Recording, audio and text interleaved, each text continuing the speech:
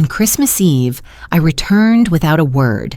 There she was, my granddaughter shivering on the porch, her tiny fingers purple and trembling against the wooden railing. Inside, my son-in-law's family roared with laughter, glasses clinking by the golden glow of the fireplace. I scooped her into my arms, stormed inside, snatched his wine glass, and hurled it against the floor. The crystal fragments scattered across the hardwood like tears, catching the amber light from the fire. At that moment, as I held my shivering granddaughter and looked into their shocked faces, they had no idea that this Christmas Eve would be the last night they'd ever sleep peacefully again.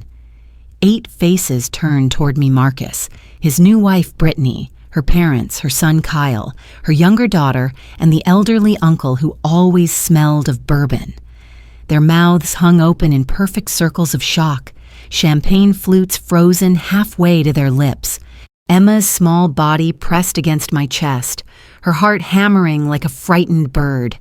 Through her thin cotton dress cotton in December, I could feel every rib, every shiver that racked her 7-year-old frame. Her lips were blue, nearly purple, and when I touched her cheek, it was cold as marble. Ruth.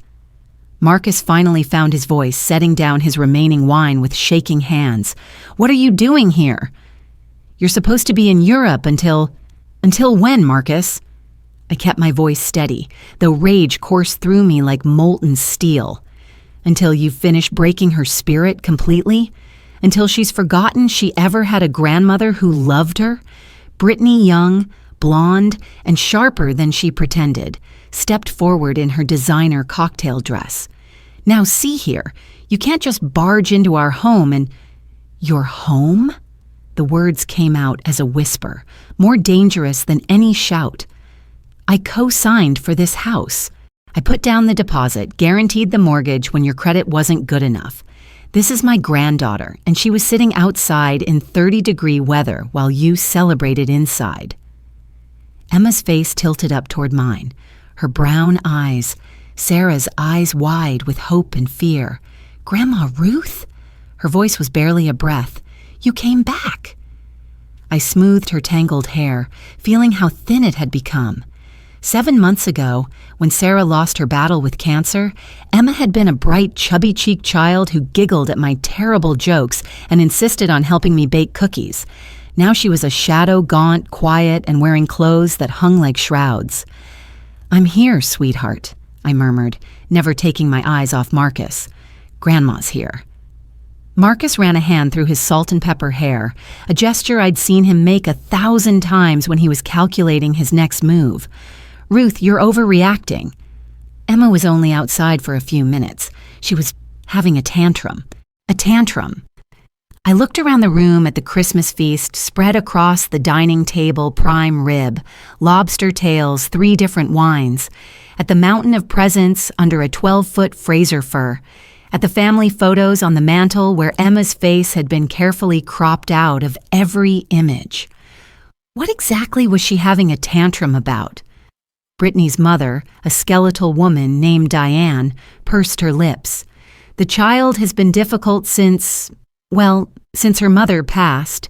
She doesn't understand that families need to move forward. She can't expect the world to revolve around her grief." The room went dead silent except for the crackling fire. Emma pressed her face deeper into my shoulder, and I felt her tears soaking through my coat. "Move forward," I repeated slowly. "Is that what you call this? Because from where I stand, it looks like you've moved my granddaughter backward, out of the family, out of the warmth, out of your hearts." Marcus stepped closer, his jaw tight. "Sarah's gone, Ruth. Emma needs to adjust to her new reality.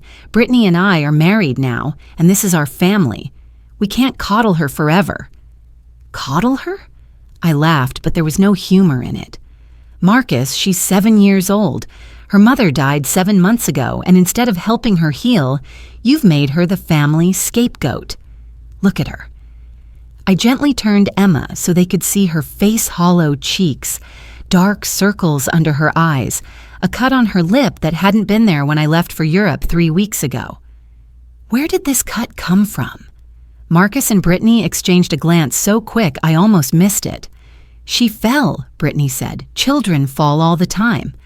"And where exactly did she fall?" "Because Emma, sweetheart, can you show Grandma where you sleep now?" Emma looked up at me with those heartbreaking brown eyes, then pointed toward a door I'd never paid attention to before the basement entrance. "The basement?" My voice came out strangled. "You moved her to the basement?" Another silence. Marcus's face flushed red. "It's temporary. She needed more space to adjust."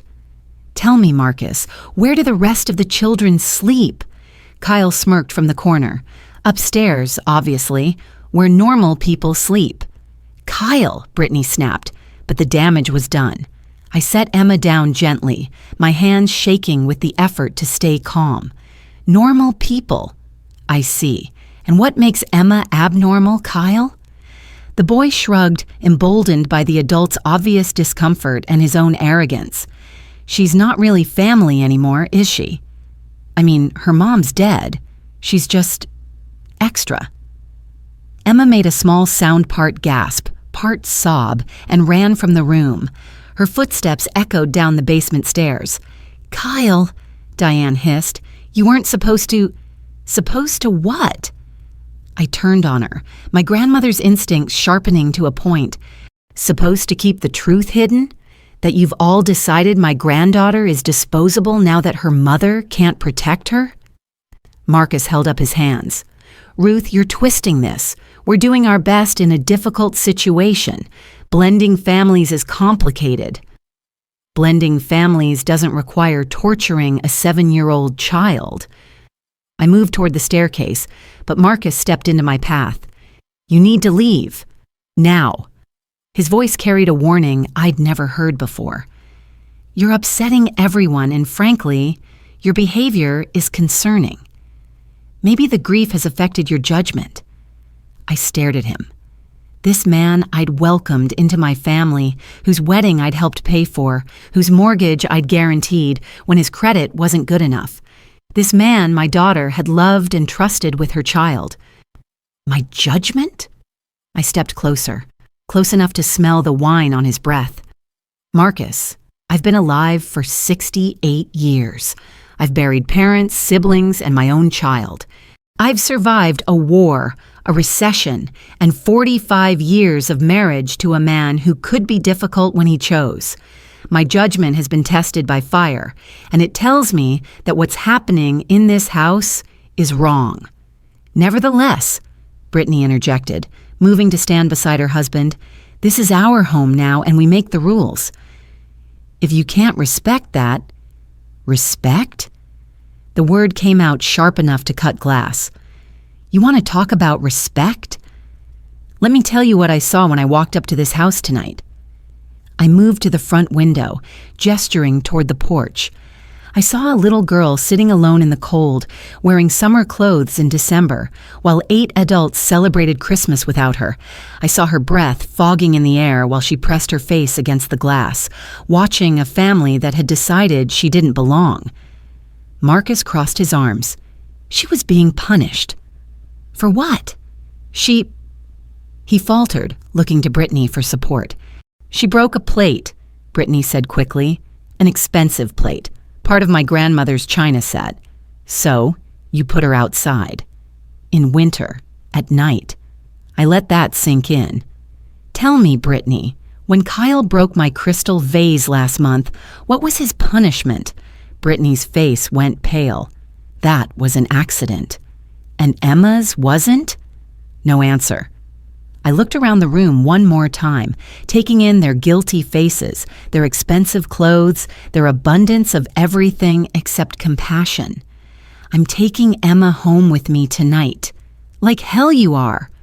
Marcus moved toward me, his face dark with anger. "You have no legal right to that child. I'm her father and Brittany is her stepmother. You're just a grandmother." "Just the grandmother?" I smiled, but it wasn't pleasant. "Marcus, I think you've forgotten who you're talking to.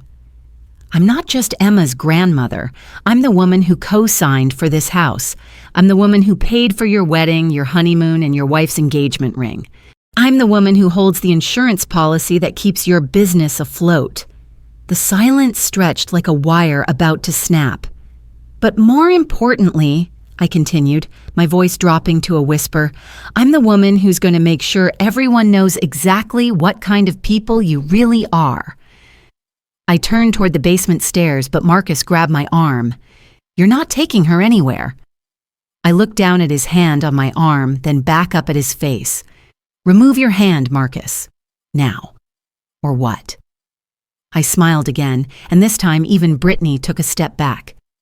"Or you'll discover that this old woman still has some fight left in her, and trust me, son, you won't like what happens next." He released my arm, but his eyes burned with fury. "This isn't over, Ruth." "No," I agreed, straightening my coat. "It's not. But it's about to get very interesting." I walked to the basement door and called down. "Emma, sweetheart? Grandma's here. Come upstairs, we're going home." The silence that followed felt like an eternity. Then I heard the soft padding of little feet on concrete stairs.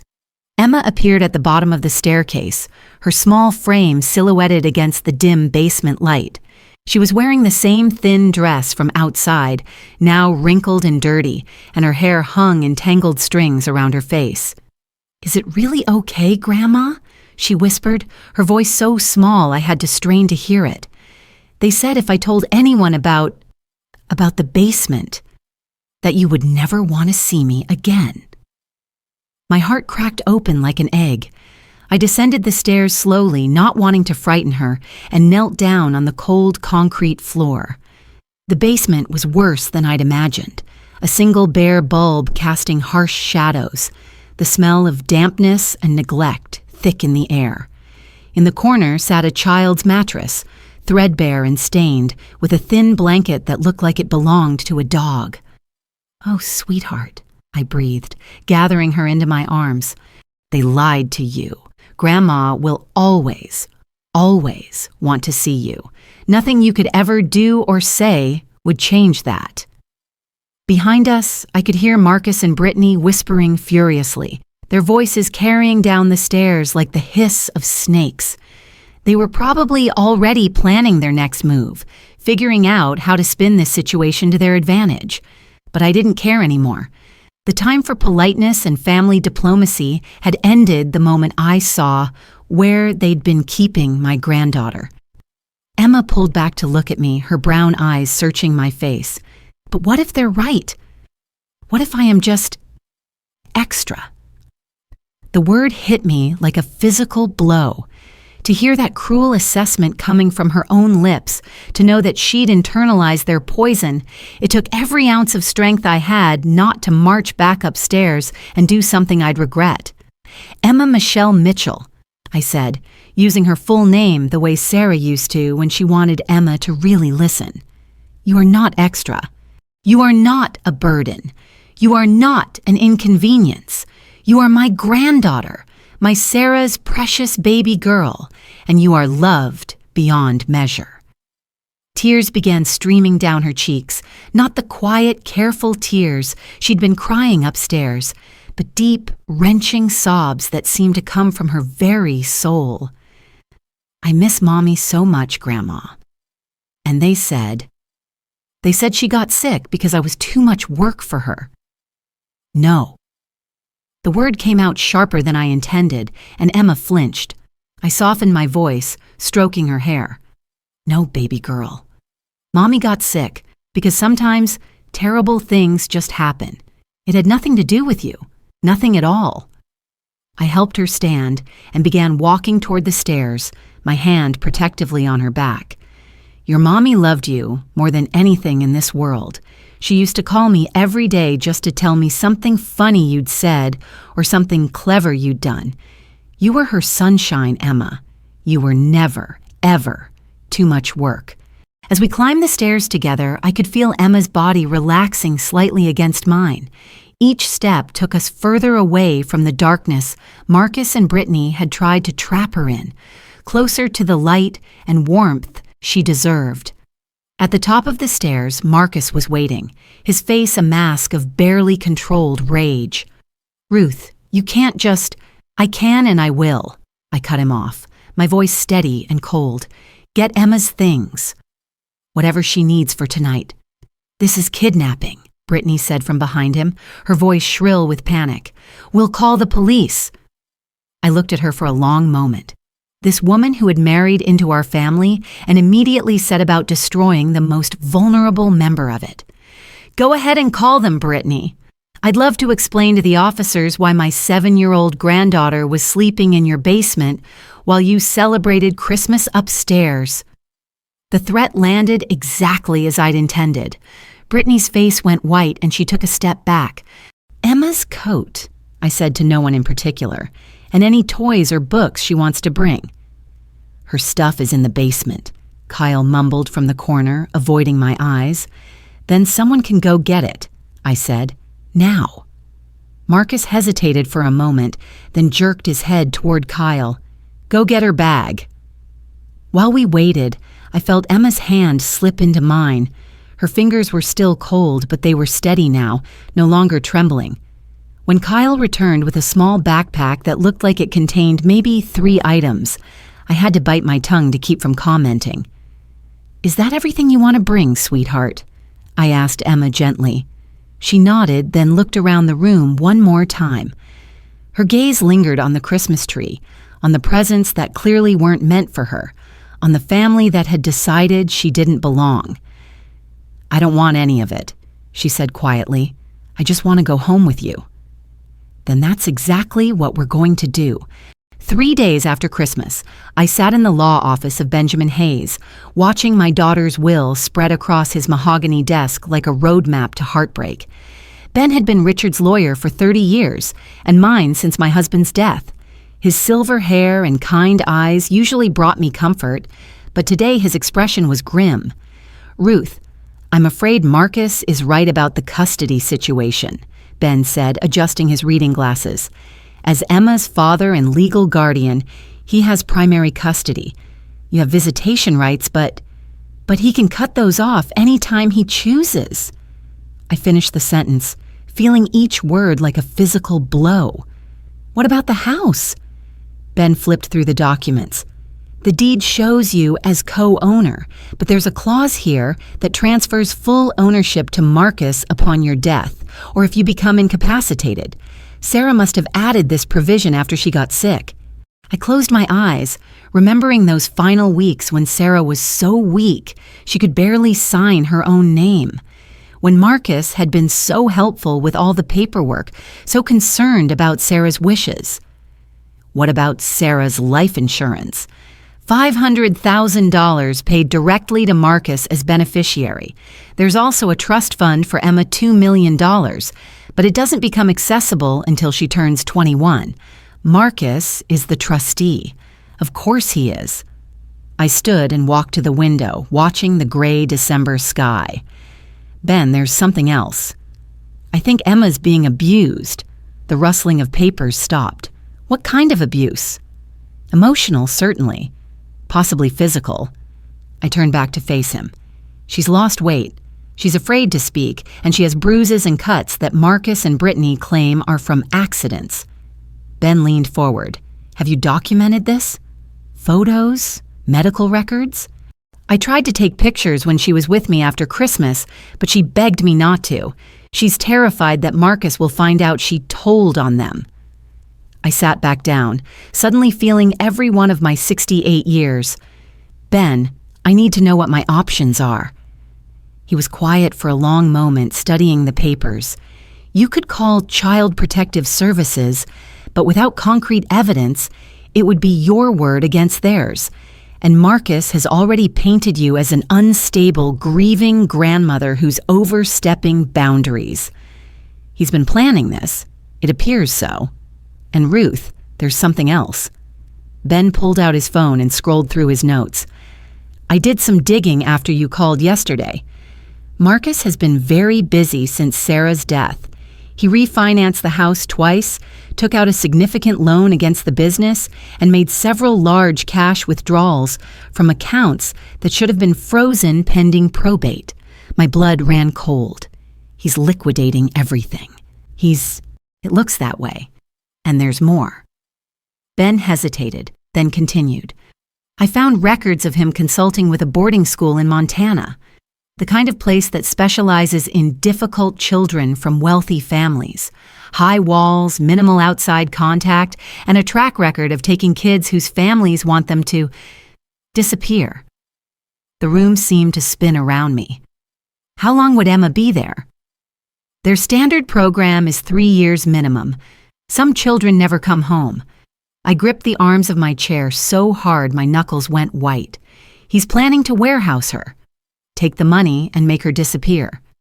That would be my assessment, yes. Ben leaned forward. Ruth, there's something else you should know. Marcus filed a petition yesterday requesting that your visitation rights be terminated. The words hit me like a physical blow. On what grounds? He claims you're suffering from grief-induced dementia and that your behavior on Christmas Eve was erratic and potentially dangerous to Emma. He has witnesses, his entire family, who will testify that you broke into their home, destroyed property, and made threats. I laughed, but it came out strangled. Broke in? It's my house. And I threw a wine glass, but I didn't torch the place. I know that, and you know that, but in court, it's about perception. A 68-year-old woman having an emotional breakdown, throwing objects, making demands.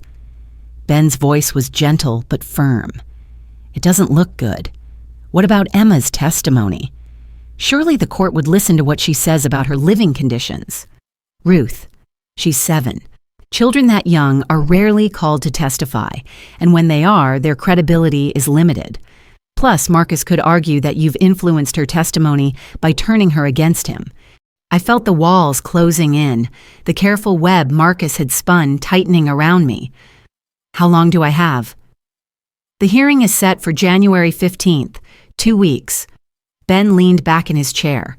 Ruth, I have to ask, is there any truth to what Marcus is claiming? Have you been feeling different since Sarah's death? I stared at him.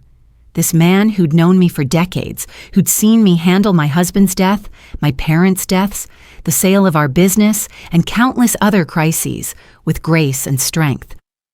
Ben, grief changes you.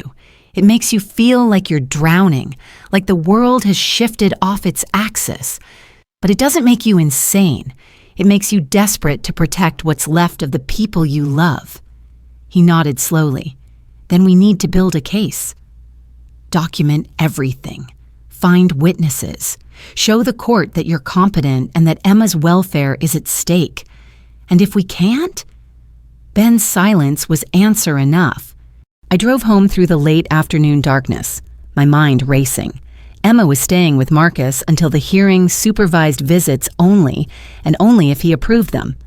When I'd called that morning to arrange a visit, Brittany had answered with saccharine politeness. Oh, Ruth, I'm so sorry, but Emma's not feeling well today. Perhaps next week? But I'd heard Emma's voice in the background, weak and pleading. Is that Grandma? Please, I want to talk to Grandma. Emma's resting, Brittany had said firmly and hung up. My phone rang as I pulled into my driveway. Unknown number. Mrs. Mitchell? The voice was heavily accented Spanish, I thought. This is Maria Gonzalez. I used to work for Mr. Marcus and Miss Sarah. I need to speak with you. My heart jumped. Maria? I remember you. You were Sarah's housekeeper. Yes, Senora. I was with Miss Sarah when she got sick. I helped take care of little Emma. There was a pause, and when she spoke again, her voice was urgent. I heard about what happened at Christmas. About the court case. There are things you need to know. What kind of things? Not on the phone. Can you meet me tomorrow? There's a cafe on Maple Street, Rosa's Kitchen. 2 o'clock? Maria, what is this about? It's about Emma, Senora. And what really happened before Miss Sarah died? What Mr. Marcus doesn't want anyone to know. The line went dead. I sat in my car for a long time, staring at my house. The house Richard and I had bought 40 years ago, where we'd raised Sarah, where I'd planned to grow old surrounded by grandchildren and great-grandchildren. Now it felt like a mausoleum filled with memories of a life that had been systematically destroyed. Inside, I poured myself a glass of wine and called my sister Margaret in Phoenix. "Ruthie? How are you holding up, honey?" Margaret was 3 years older and had always been my anchor during difficult times. I told her everything. Christmas Eve, the lawyer meeting, the custody hearing, Maria's mysterious call. "That son of a bitch," Margaret said when I finished. "I never liked Marcus, you know. Too smooth, too calculating. Sarah deserved better. But she loved him. And Emma loved him too at first. Love makes us stupid sometimes. But Ruthie, you can't let him destroy that little girl. Sarah would never forgive us." "What can I do, Maggie? I'm one old woman against an entire family who's already convinced the court I'm losing my mind. You're not one old woman. You're Ruth Mitchell. You survived the 1970s recession by turning our dad's failing hardware store into the most profitable one in 3 counties. You put yourself through night school while raising Sarah and working full-time. You helped Richard build his construction company from nothing." Margaret's voice was fierce. "You're a fighter, Ruthie. You always have been. I'm tired, Maggie, and I'm scared. Then be scared and tired and fight anyway. That little girl is counting on you." After we hung up, I walked through my empty house, past the photos of Sarah and Emma that covered every surface. In Sarah's old bedroom, I kept Emma's things from her visits, stuffed animals, books, the princess dress she'd worn for her 6th birthday party. On the dresser sat a music box Sarah had loved as a child, a tiny ballerina that spun to Für Elise. I wound it up and listened to the delicate melody, remembering Sarah at Emma's age, bright and fearless and full of dreams. I thought about Marcus's face on Christmas Eve, the cold calculation in his eyes when he'd told me I had no rights, about Brittany's casual cruelty, treating Emma like an inconvenience to be managed, about Kyle's casual dismissal of Emma as extra. They thought they'd won. They thought an old woman would give up, accept defeat, fade into the background while they erased Emma's connection to her mother's family. They were wrong. I opened my laptop and began to research child custody laws, grandparents' rights, private investigators. By morning, I would have a plan. But first, I had to meet Maria and learn what secrets the Gordons thought they'd buried with my daughter. Rosa's Kitchen was the kind of place that served real food to real people, truck drivers, construction workers, and immigrants who reminded me of my own grandparents. I found Maria in a corner booth, hunched over a cup of coffee, her dark eyes darting toward the door every few seconds.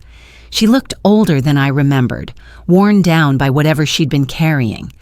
When she saw me, relief flooded her features. "Mrs. Mitchell, thank you for coming." She gestured for me to sit. "I wasn't sure you would believe me." "Tell me what you know, Maria."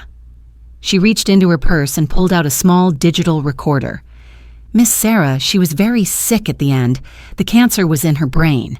Sometimes she would forget things, get confused. Mr. Marcus, he said the medicine made her paranoid." My chest tightened. What kind of paranoia? She would tell me that Mr. Marcus was trying to hurt Emma, that he would get angry when Emma cried or when she needed attention. Miss Sarah, she tried to change her will to make sure Emma would be safe if something happened. But she couldn't? Maria shook her head. The lawyer, he said she wasn't competent anymore, that the cancer had affected her judgment. But Mrs. Mitchell, I was there. I saw what I saw. She pressed play on the recorder. Sarah's voice filled the small booth, weak but clear. "Maria, if something happens to me, promise me you'll look after Emma. Don't let Marcus. He's not the man I thought he was. When I got sick, he changed. He looks at Emma like she's a burden, like she's keeping him from something. And Brittany. God, how could I have been so blind? She hates Emma, actually hates her." My hands were shaking as I listened to my daughter's final fears, her desperate attempt to protect her child. I tried to call my mother, but Marcus has my phone.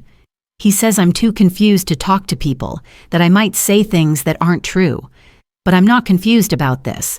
Emma is in danger if I die. The recording was cut off. Maria's eyes were wet with tears. She made me promise to keep that in case something happened to Emma after she was gone. Why didn't you come forward before now? Maria looked down at her hands. I'm not legal, Mrs. Mitchell. Mr. Marcus, he knew this. He said if I ever caused trouble, he would call immigration. I have 3 children. I couldn't risk it. But you're risking it now. Because little Emma, she called me. Maria's voice broke. 2 nights ago, she somehow got my number from the phone book. She was crying, begging me to come back. She said Mr. Marcus told her that her mommy never loved her. That's why she died. That no one wants her anymore. Ice formed in my veins. He's trying to break her spirit completely.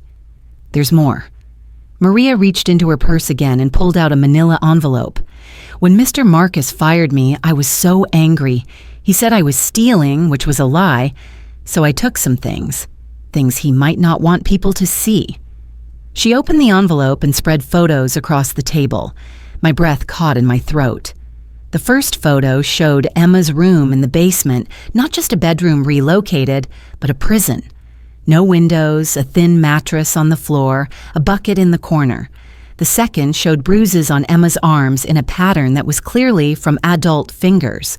The third was a screenshot of text messages between Marcus and Brittany. The kid is driving me crazy. Crying for her dead mother again. Maybe it's time for boarding school, the kind that's really far away.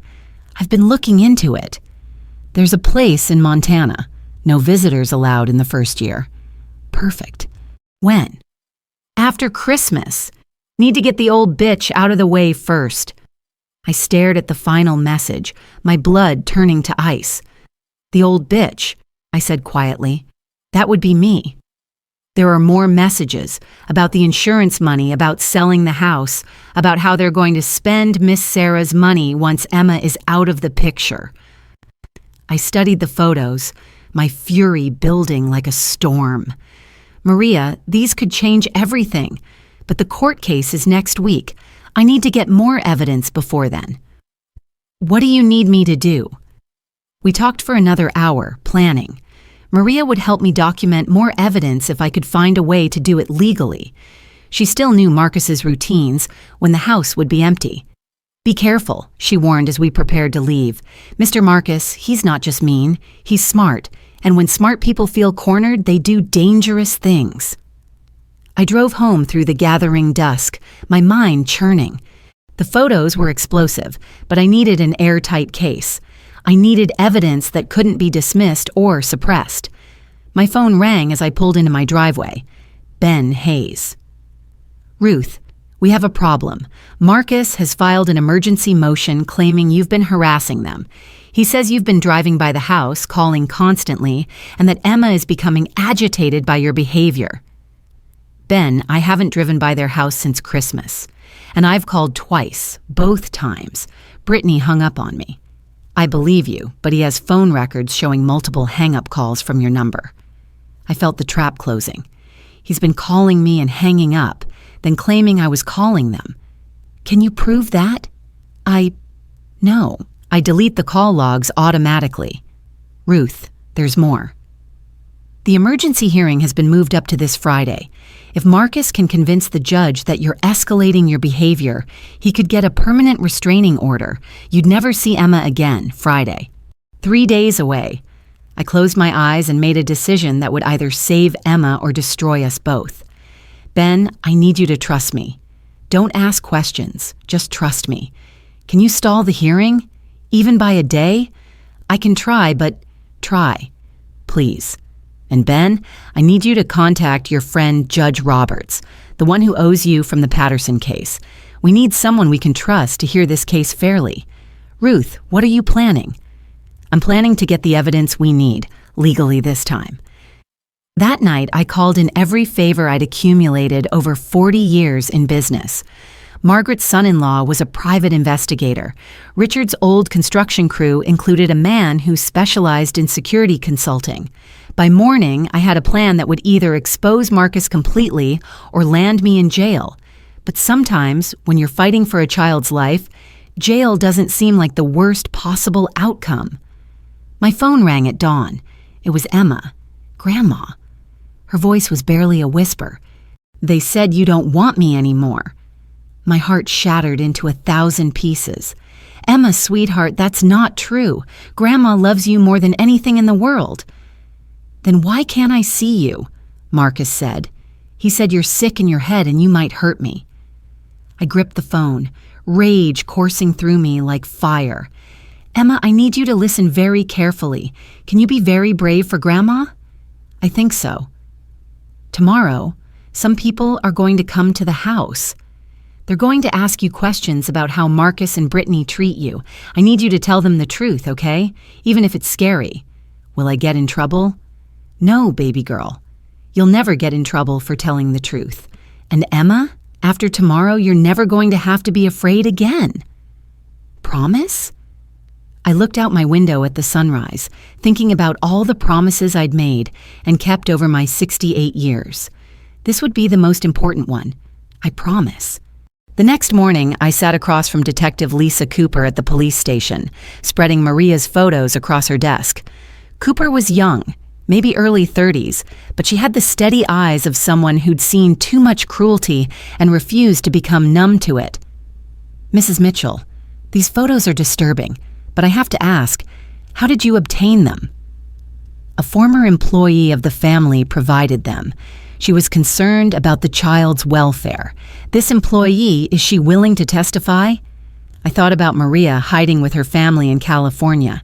"She's afraid of retaliation, immigration issues." Cooper nodded understanding.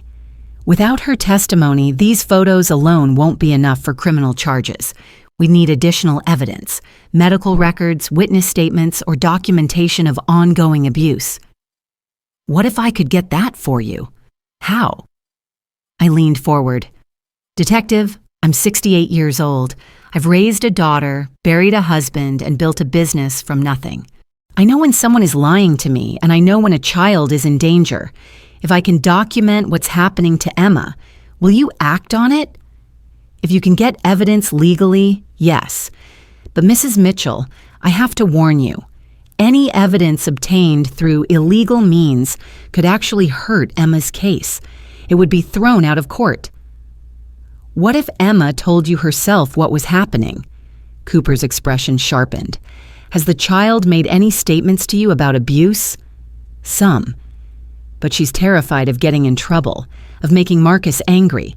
She needs to feel safe before she'll tell the whole truth." "Bring her in. I'll arrange for a child psychologist to interview her. If there's abuse happening, we'll document it properly." I called Ben from the parking lot. "I need you to petition for an emergency welfare check. Today." "Ruth, on what grounds?" "I have evidence of child abuse. The police are ready to interview Emma, but we need to get her away from Marcus first." "This is risky." "If we're wrong..." "Ben, we're not wrong. Trust me." 3 hours later, Detective Cooper and a child services worker knocked on Marcus's door. I waited in Cooper's car, watching through the window as Marcus answered, his face cycling through confusion, anger, and fear. They were inside for over an hour. When they emerged, Emma was with them, clutching a small stuffed rabbit. She looked even smaller than usual, walking between the two adults like she was afraid the ground might give way beneath her feet. Marcus stood in the doorway, his face dark with rage, shouting something I couldn't hear. Brittany appeared beside him, her mouth moving rapidly, probably threatening lawsuits, but they couldn't stop this. Not anymore. At the police station, I waited in the hallway while Dr. Sarah Miller, the child psychologist, interviewed Emma. Through the two-way mirror, I watched my granddaughter slowly, carefully telling her story. Yes, Marcus hit her when she cried. Yes, Brittany locked her in the basement. Yes, they told her that her mother was dead because she didn't love Emma enough. Yes, they said no one wanted her anymore. Each revelation felt like a knife to my heart, but also like a door opening. Emma was safe now. She was telling the truth, and adults were listening. Dr. Miller emerged after 2 hours, her face grim. "Mrs. Mitchell, Emma is severely traumatized. She's been systematically emotionally abused, with evidence of physical abuse as well. I'm recommending immediate removal from the home." Detective Cooper joined us. "We have enough for an arrest warrant. Mr. Gordon and his wife will be charged with child abuse and endangerment. What about custody?" "Emergency custody will go to the nearest suitable relative. That would be you, pending a full hearing." I closed my eyes, feeling relief flood through me like warm water. "When can I take her home?" "Now, if you'd like." Emma was sitting in the interview room coloring in a book someone had given her. When she saw me, her face lit up, the first genuine smile I'd seen from her in months. "Grandma," the nice lady said, "I get to come home with you." I knelt down to her level, taking her small hands in mine. "That's right, sweetheart. You're coming home, and you're going to stay home. No one is ever going to hurt you again. Not ever? Not ever, I promise." She threw her arms around my neck, and I held her close, breathing in the scent of her hair, feeling her small heart beating against my chest. We were going to be okay. 2 weeks later, I sat in Judge Roberts' courtroom. Ben's old colleague who'd agreed to hear our case with Emma beside me and the strongest custody petition I'd ever seen. Marcus sat across the aisle with a public defender, his expensive lawyer having dropped him after the criminal charges were filed. Emma had been staying with me since the police interview, sleeping in Sarah's old room, slowly beginning to heal. She still had nightmares sometimes, but they were getting less frequent. Dr. Miller said it would take time, but Emma was remarkably resilient. The hearing was supposed to be a formality. Marcus had been charged with child abuse and embezzlement. The evidence was overwhelming, but I'd learned never to underestimate a cornered man's capacity for desperation. Marcus's public defender, a tired-looking woman named Patterson, stood to present their case. "Your Honor, while my client acknowledges that mistakes were made in his handling of Emma, the evidence against him was obtained through illegal surveillance by Mrs. Mitchell. She broke into their home, planted cameras without consent, and manipulated a vulnerable child into making false accusations." My heart sank. Even with a friendly judge, the illegal surveillance was a problem, but Ben was ready. "Your Honor, Mrs. Mitchell never broke into any home. The house in question is co-owned by her, giving her legal right of access. Moreover, the evidence that matters, Emma's own testimony to trained professionals, was obtained completely legally through proper police procedures." Judge Roberts, a stern man in his 60s, with gray hair and kind eyes, looked at the case files. "Mr. Patterson, are you claiming that a 7-year-old child fabricated detailed accounts of abuse?" "Children can be influenced, Your Honor. Mrs. Mitchell had ample opportunity to coach the child." "I'd like to speak with Emma myself," the judge interrupted, "in chambers with only the court reporter and Dr. Miller present." My heart hammered as they led Emma away. Everything depended on her ability to tell her story clearly, without fear. 20 minutes later, they returned. Emma looked small but determined as she took her seat beside me. Judge Roberts' face was carefully neutral, but I caught the slight tightening around his eyes. After speaking with Emma and reviewing all the evidence, including the photographs, text messages, and professional evaluations, this court finds that Marcus Gordon is unfit to have custody of this child. His voice was steady but carried an undercurrent of anger. The evidence shows a pattern of systematic emotional and physical abuse designed to break down a grieving child's sense of self-worth. Marcus shot to his feet. "Your Honor, I was trying to help her." "Sarah spoiled her, made her weak. I was trying to teach her strength." "Mr. Gordon," Judge Roberts' voice cut like ice, "forcing a 7-year-old to sleep in a basement and telling her that her dead mother didn't love her is not teaching strength. It's torture." The judge turned to me. "Mrs. Mitchell, this court is granting you full legal custody of Emma Mitchell Gordon. Furthermore, I'm recommending that Mr. Gordon's parental rights be terminated permanently."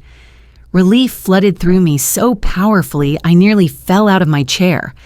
Emma reached for my hand, squeezing tight. "However," the judge continued, "I want to address something else. Mrs. Mitchell, while I understand your desperation to protect your granddaughter, some of your methods were legally questionable. In the future, trust the system to work. We're here to protect children, not to obstruct justice." "Yes, Your Honor, I understand." "Good. Emma, do you understand what this means?" Emma stood up, her voice clear and strong. "It means I get to live with Grandma and I don't have to be scared anymore." "That's exactly what it means." As we left the courthouse, Emma slipped her hand into mine. "Grandma, is Marcus going to jail?" "Yes, sweetheart, for a long time." "Good," she said matter-of-factly. "He was mean to me." "Yes, he was, but he'll never be mean to you again." Marcus was sentenced 3 months later, 4 years for embezzlement, 5 years for child abuse, to be served consecutively rather than concurrently. The judge had been particularly harsh, citing the systematic nature of the abuse and Marcus's position of trust as Emma's father. With mandatory minimums for crimes against children, he would serve at least 7 years before being eligible for parole. Brittany received 1 year in county jail and 3 years probation for child endangerment. Her plea deal required her to register as a child abuser, effectively ending any chance of working in education or childcare again. She moved back to Florida after serving her sentence, but the damage to her reputation had already spread through social media and news coverage. But the real victory wasn't the sentencing. It was watching Emma slowly transform back into the bright, curious child she'd been before grief and cruelty had tried to destroy her spirit. 7 months later, I stood in the kitchen of our house. No longer my house, but our house, watching Emma help me make Sarah's famous chocolate chip cookies. The recipe had been in our family for 3 generations, passed down from my mother to me to Sarah, and now to Emma. She stood on the stepping stool Richard had built for Sarah 40 years ago, carefully measuring flour into the bowl.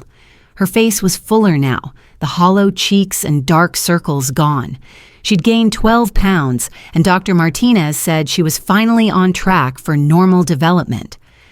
"Grandma, did Mommy really help you make cookies when she was little?"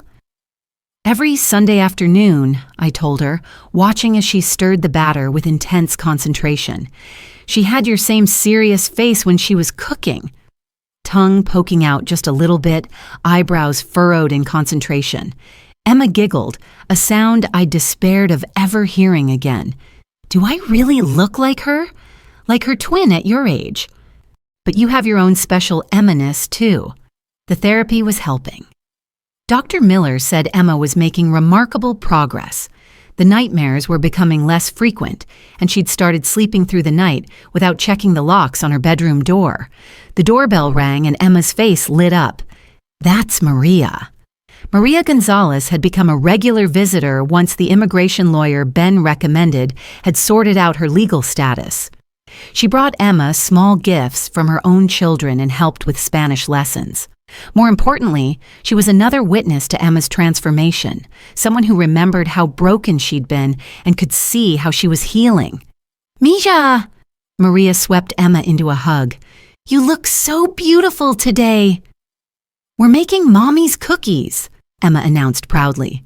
"Want to help?" As we worked together in the kitchen, I thought about the battle that had brought us here. Marcus was serving 18 months in minimum security prison for embezzlement and fraud. The child abuse charges had been harder to prove legally, but the custody case had been enough. Brittany had filed for divorce within a week of his sentencing and moved back to her parents' house in Florida. The house, officially mine now after a complicated legal process, had been transformed. We'd turned the basement into a proper playroom with bright lights and cheerful colors. Emma's bedroom was upstairs again, painted pink and purple at her request, with glow-in-the-dark stars on the ceiling and a bookshelf full of new stories. "Grandma?" Emma looked up from the cookie dough, her expression suddenly serious. "Do you think Mommy knows we're okay now?" It was a question she asked often, usually when she was feeling particularly happy or safe. Dr. Miller said it was part of her healing process, learning to experience joy without guilt. "I think your mommy sees everything," I told her, smoothing her hair. "I think she's very proud of how brave you've been and how kind you still are even after everything that happened. I miss her. I miss her too, sweetheart." Every day, but missing someone doesn't have to hurt all the time. Sometimes it can just be love that doesn't have anywhere to go except in here. I touched my heart. And here. I touched hers. The cookies went into the oven and we settled on the couch to read while we waited. Emma had chosen Charlotte's Web, a story about friendship and loss and the cycle of life that seemed particularly appropriate. Halfway through the chapter, my phone rang. Ben Hayes. "Ruth, I have news about Marcus. He's been trying to appeal his sentence, but it was denied. With the mandatory minimums, he won't be eligible for parole for at least another 6 years." I looked down at Emma, who was absorbed in the story, her finger following along with the words she was learning to read. "The restraining order still holds?" "Absolutely. And Ruth, by the time he gets out, Emma will be a teenager. She'll be strong enough to make her own decisions about whether she ever wants to see him again. You've given her that gift." After I hung up, I watched Emma read, her lips moving silently as she sounded out the words. She was thriving, becoming the child she was meant to be, curious, affectionate, eager to learn. The thought of Marcus was becoming more distant, less threatening. By the time he was free, Emma would be 13, old enough to understand what had happened and strong enough to choose her own path. But I wasn't the same woman who had found Emma shivering on that porch 7 months ago. I was stronger now, more certain of my purpose. And I had allies Maria, Ben, Dr. Miller, Judge Roberts, and a dozen other people who had rallied around Emma's cause. "Grandma?" Emma looked up from her book. "When I grow up, can I live here with you forever?" "Emma, when you grow up, you can live anywhere you want. But this will always be your home, and I will always be your grandma, no matter where life takes you." She considered this seriously. "I think I want to stay here and take care of you when you get really old." "What if you want to get married? Have babies of your own? Then they can live here too. We'll make it a big family house, like in the movies." I pulled her closer, breathing in the scent of her shampoo, feeling the steady rhythm of her breathing. "That sounds perfect, sweetheart." The timer chimed for the cookies, and Emma jumped up to help me take them out of the oven. As we arranged them on the cooling rack, she chattered about school, about her friend Jessica, who had invited her to a sleepover, about the art class she wanted to take this summer. Normal 7-year-old concerns, normal 7-year-old dreams. Later that evening, after Emma was asleep, I sat in my study writing in the journal Dr. Miller had suggested I keep, recording our progress, our setbacks, our small daily victories. Today, Emma laughed at a joke in her book, real laughter, not the careful, tentative sounds she made when she first came home. She's starting to trust that joy is safe again, that happiness won't be taken away from her. I think about Sarah every day, wondering what she would think of the woman Emma is becoming. I think she would be proud. Emma has her mother's compassion, but also a strength that comes from surviving something terrible and choosing hope anyway. Marcus will be out soon. I'm not afraid of him anymore, but I'm watchful. Some people learn from their mistakes. Others just get better at hiding their true nature. Either way, Emma and I are ready. I closed the journal and walked upstairs to check on Emma one last time before bed. She was sleeping peacefully, clutching the stuffed elephant Sarah had given her for her 6th birthday. The nightlight cast gentle shadows on the walls, and her breathing was deep and even. For months after Sarah died, I had felt like I was drowning in grief, like the world had become a darker, colder place. But standing in the doorway of Emma's room, watching her sleep safely in a home filled with love, I realized something important. The world hadn't become darker. People like Marcus had always existed, had always preyed on the vulnerable and weak. What had changed was my willingness to see that darkness and fight against it. Sarah had raised a beautiful daughter, full of love and trust and hope. Marcus had tried to destroy those qualities, to turn Emma into someone bitter and afraid. He had failed. Emma was still everything Sarah had hoped she would be: kind, curious, resilient. The trauma that had marked her would always be part of her story, but it hadn't defined her. Tomorrow, we will wake up and make breakfast together. Emma would help me water the garden, would read to me from her book, would practice piano and tell me about her dreams.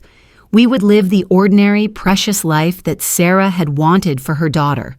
And if Marcus or anyone else tried to threaten that life again, they would discover what I had learned over these past months.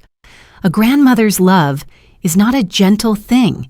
It's fierce and protective and absolutely relentless, and I would burn down the world before I let anyone hurt Emma again. But for now, I simply turned off the light and whispered the same words I said every night. "Sweet dreams, my darling girl. Grandma's here, and you're safe." In the darkness, I could almost hear Sarah's voice joining mine, both of us standing guard over the child we loved more than life itself. Some wars are fought with weapons, others are fought with love, persistence, and the unshakable belief that every child deserves to be protected. This war, we had won. Years later, I would sit in this same house, watching Emma's own children play in the garden, and I would remember this moment as the beginning of everything good that followed. Emma grew up to become a child psychologist, dedicating her life to helping other children who had survived trauma. She kept the house on Maple Street, and true to her childhood promise, it became home to her own family and to me. Blessed to live to 96 and never miss a single birthday, graduation, or Christmas morning. I learned that the strongest families are the ones that choose each other, fight for each other, and refuse to let go. And sometimes, when I hold my great-grandchildren close, I whisper the same promise I made to Emma all those years ago. I'm here and you're safe, and I will never let anyone hurt you.